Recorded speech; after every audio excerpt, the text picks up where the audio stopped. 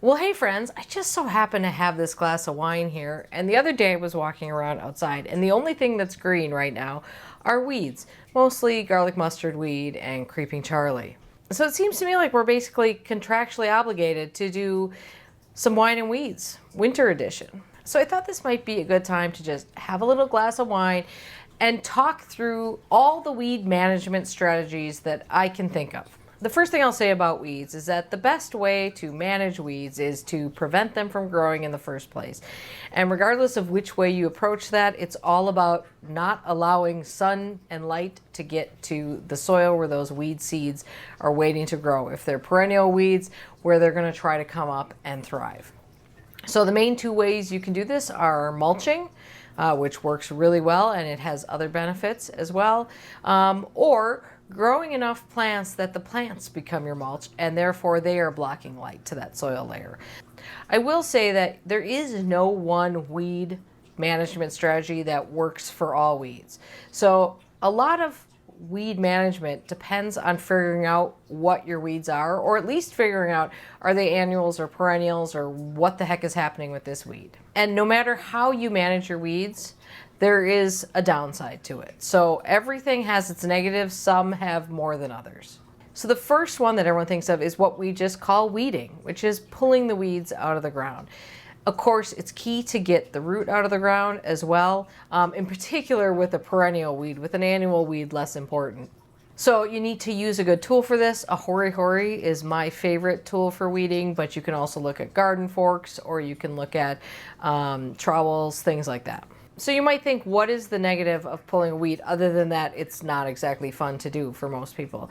And that's that you are disturbing the soil. And anytime you disturb the soil, you are bringing weed seeds from the bottom up into the light. So you actually create more weeds. So this is something that no-dig people will talk about a lot of times. This doesn't work for all weeds. In particular, it doesn't work for weeds that spread by rhizomes. A lot of times you just end up making the plant happier, but it'll just shoot off in a different direction. But it's not going to solve your issue with that. Next one is using a hoe. This works by running the blade basically just under the top layer of soil, and it just cuts off little things at the root. Really best works and only really effectively works with very small weeds. So the thing with hoeing is get out there frequently. I love my flame weeder, and that's sort of the next method that I want to talk about. So when you use a flame weeder, the goal is not to incinerate the plant. It is to essentially make the cells in that plant, in the stem, burst. Now, I know that sounds crazy, but I had to look up exactly how they work to understand, and that's what it is. And that prevents any transfer of energy there. So when you are flame weeding, what you do is you hit a plant quickly until almost instantaneously it turns bright green, and then it'll droop quickly. Don't incinerate it. So obviously there are a lot of negatives to flame weeding, and the first one we should discuss is probably that it's one of the more dangerous methods of managing weeds. Obviously, be smart. Don't use this near your house. This is really meant for paths and driveways and sidewalks and things for that, or very open areas. Obviously, it's non-selective, and there's a lot of heat that comes off that thing, so it absolutely will get plants that are growing around the weed that you're trying to get. A lot of people love this next method, and that is smothering. This is just by covering up the ground with something. A lot of times that's cardboard or multiple layers of newspaper. You can use old carpeting. People use all kinds of things. Actually, mulch is an excellent one. Not mulch, arborist wood chips. If you get like 6 inches of arborist wood chips and put those on there and then walk away for like a year, probably 2 years, you will come back and have beautiful soil, and the weed problem will be gone. Obviously, this method requires patience. The next one is actually closely related to smothering, and this is solarization. And this is where you cover an area in clear plastic, tightly pinned down, during the hottest part of the year for 4 to 6 months. And this will kill certainly all the annual weeds, most of the perennial weeds. It probably won't work on things with rhizomes, and it can also take care of pathogens that are in the soil. And then the last mechanical control is what I call death by 1,000 cuts. And this is just repeatedly removing that foliage so that the weed has no ability to photosynthesize and eventually loses energy. It is obviously something that is not a specific way of managing weeds and takes a lot of time, but it's better than nothing. And if you can't get to it to get in some other method, sometimes it's good to just cut it down. So that was the easy part of weed management. Now we got to get into the heavy stuff. But first, because this is wine and weeds, let's have a little sip. So this is what I'm drinking today. It's called Latin Root, and it's from Spain. And it's not a Sauvignon Blanc, but very Sauvignon Blanc-esque, because there's a lot of acidity and brightness to it. And I'm enjoying it quite a bit. And I didn't pick this bottle of wine, actually. This bottle of wine was picked for me by Bright Cellars after I did their quiz. So today's sponsor, Bright Cellars, chooses wines for you from around the world that are tailored to your taste based on a quick and easy 7-question quiz. Then they send a box straight to your doorstep. And honestly, it just doesn't get any easier than that. So each bottle of wine comes with this card that tells you about it, tasting notes. It also gives you some pairings. For instance, perfectly fried fish, non and fresh tzatziki sauce, and lazy Sunday afternoons. I mean, I'm not going to argue with any of those, probably.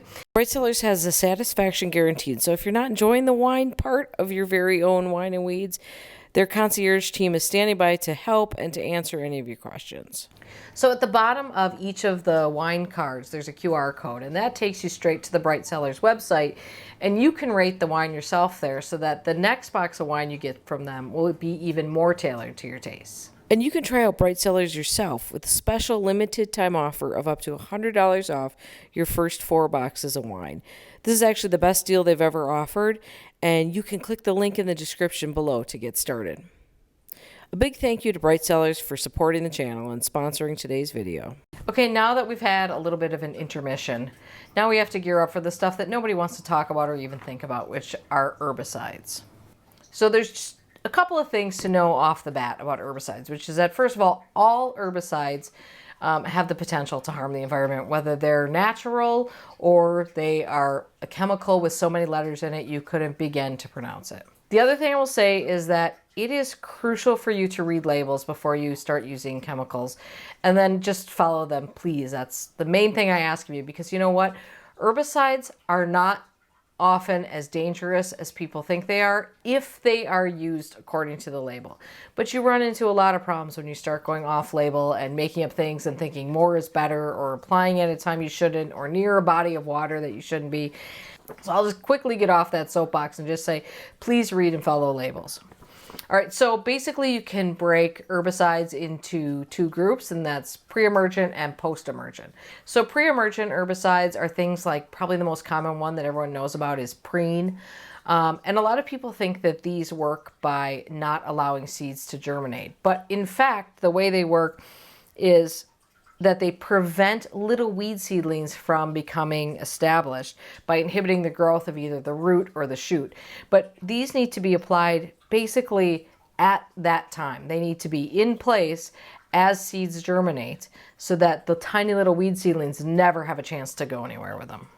Since we all think of preen, we think there's like one pre-emergent herbicide, right? No, there are oodles of them, and they all work better or worse on certain weeds.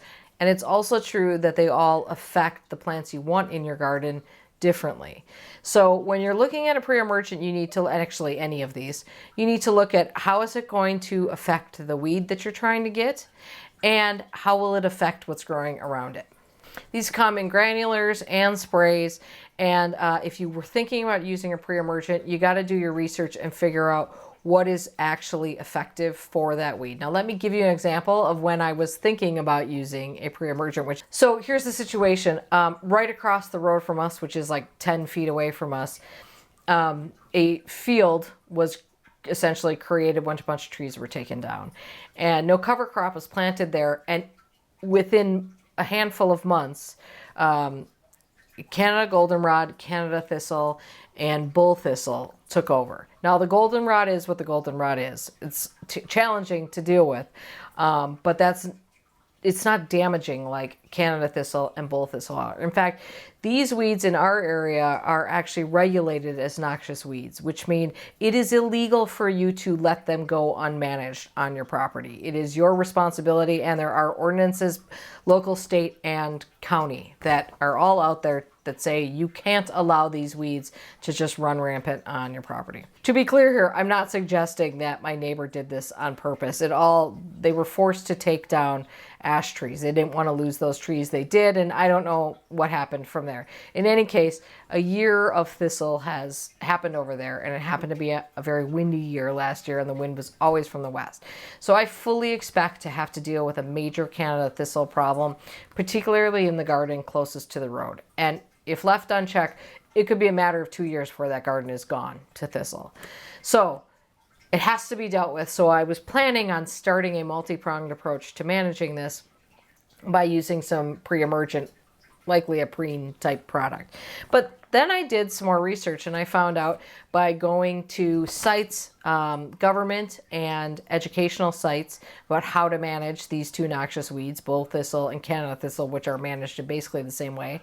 I found out that there is no Preemergent that's recommended for that. Now, even though you'll probably find Canada thistle listed on the back of a bottle of Preemergent, that doesn't mean that it's noticeably effective enough to go to that extreme of using it. On top of that, now keeping in mind that we're talking about an established garden where there are plants there that I don't want to lose. The risk of applying a Preemergent and potentially damaging those while not really having a good expectation that it would actually work on what I'm trying to kill is enough to make me say, nope, that's off the table. We're going to deal with this in other ways. The next ones are Postemergent, and this is probably what most people think of as herbicide. These are meant to get plants once they are essentially established plants. So this is, obviously the first one everyone thinks of is the brand name Roundup, but there are other ones. There's dicamba, there's other ones that you've probably heard of. So much like the Preemergents, with Postemergents, the same thing happens.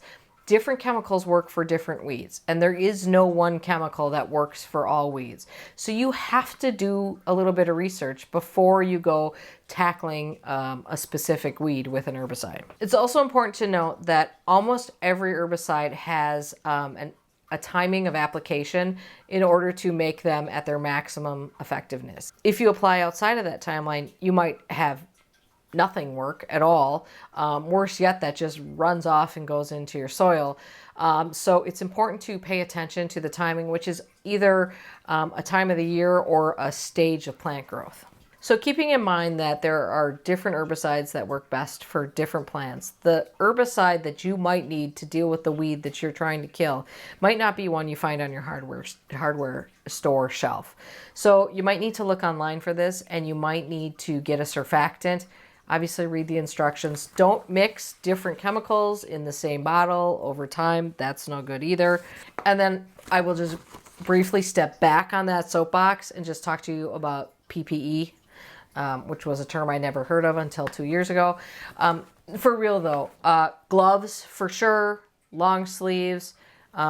If you're spraying something, you should be wearing some sort of eye protection and a mask. Honestly, I think of these things as the very last resort. You should never start with an herbicide. You should always start with looking at some sort of mechanical control and see if you can get it that way. Never make your first stop an herbicide. I think you also need to do a bit of a balance test between what is the good that comes out of having these weeds gone. And perhaps it's a situation where you're trying to establish a pollinator garden that's going to be there for the next 20 years. Well, probably a little bit of short-term damage if there is no other way to deal with it again, last resort. Probably you could say, at least some people would say, that, the garden is more beneficial to the world and a little bit of short-term damage is okay. I know you guys are going to cringe at this idea of any damage at all. I'm just saying sometimes there are no other options for some things. Then the last one I want to talk about is natural weed killers. And I sort of love talking about these because if you've ever been on the internet, you will have seen these. And these usually contain some amount of Dawn dishwashing detergent, vinegar, salt, borax, maybe bleach, all these things. So they're all a little bit effective. They work to some extent, although in most of these cases, you're looking at multiple applications, which, by the way, is often the case with these other methods as well. So the University of Connecticut did a little piece on looking at these really popular ingredients that we see in these and talking a little bit about the damage that those things do. So this next bit that I'm telling you about is all from the University of Connecticut. Vinegar is an acid, and it works by essentially burning the part of the plant that it touches, but keeping in mind that it will never get to the roots. So you never kill the roots of the plant when you're using one of these vinegar things. So a lot of plants will just grow right back, right? Household vinegar is 5% acid. And they say that in order to be effective on anything but teeny tiny little seedlings, you need at least 10% acid. But if you get into horticultural grade vinegar, that's 20% acid. And this is high enough that in most cases it needs to carry a danger caustic signal word. Now these signal words are all set by, I don't know, the EPA or somebody. And these are the things that must be listed on bottles. And that's stronger than most herbicides that you'll find on your hardware shelf. Now, salt is often in these, and salt is a desiccant, so we know how it works, and it absolutely does work. But the problem with that is that because you often have to do repeated applications, especially with a desiccant situation, salt can build up in the soil, and that's terrible for your soil. Now, some people say use Epsom salts to get around this. The problem is that that is made with magnesium instead of sodium. And so now you get a magnesium buildup in your soil, and magnesium blocks the uptake of phosphorus. So you're going to have plant growth issues then. This is a direct quote from University of Connecticut, and I love this. Dawn detergent is not a naturally occurring substance. I didn't know anyone was thinking it was, but they're just saying that this is used, as a sticker agent, so that stuff stays where you put it. It says, like many detergents, it contains, I'll better put this word on the screen, methylazione. I just made it Italian, which has acute aquatic toxicity, and it has 1,4-dioxane, which is a known groundwater contaminant with carcinogenic properties. So obviously you don't want a lot of Dawn dishwashing detergent in your soil. Not great. Then it says the problem with using borax is that it contains boron, which does not break down. So conventional weed killers do break down over time. It depends on which one they are. Borax doesn't do that. So, or as quick, it says it does not break down or dissipate. Apparently at all. Anyway, says so repeated or excessive applications can result in bare areas where absolutely no vegetation can grow. And I have actually heard of this, and the only way to deal with that is to dig out the soil and get new soil. Now, the one natural weed killer I'll mention is boiling water. This might be the one method of weeds that probably doesn't have many disadvantages to it. Or I would say doesn't have any negatives to it. It does have disadvantages in that it doesn't really work. But it doesn't have negatives to it in terms of other damage it might do, other than potentially pouring boiling water on yourself while you try to get it outside. So if you want to pour boiling water in the cracks, on your patio or in your driveway or something, it'll probably work. It'll work with little seedlings. If you want to do it, it's not hurting anything. I don't fully understand. If you want to use boiling water, I say go for it. Just remember it's non-selective, so make sure where you're pouring it, because it could get something you didn't want it to. All right, that was a little heavier than most Wine and Weeds episodes, but I thought winter was a good time to just go through that, because we're obviously going to be talking about weeds on Wine and Weeds, so we might as well talk about how to get rid of these things. I hope you found it a little bit helpful.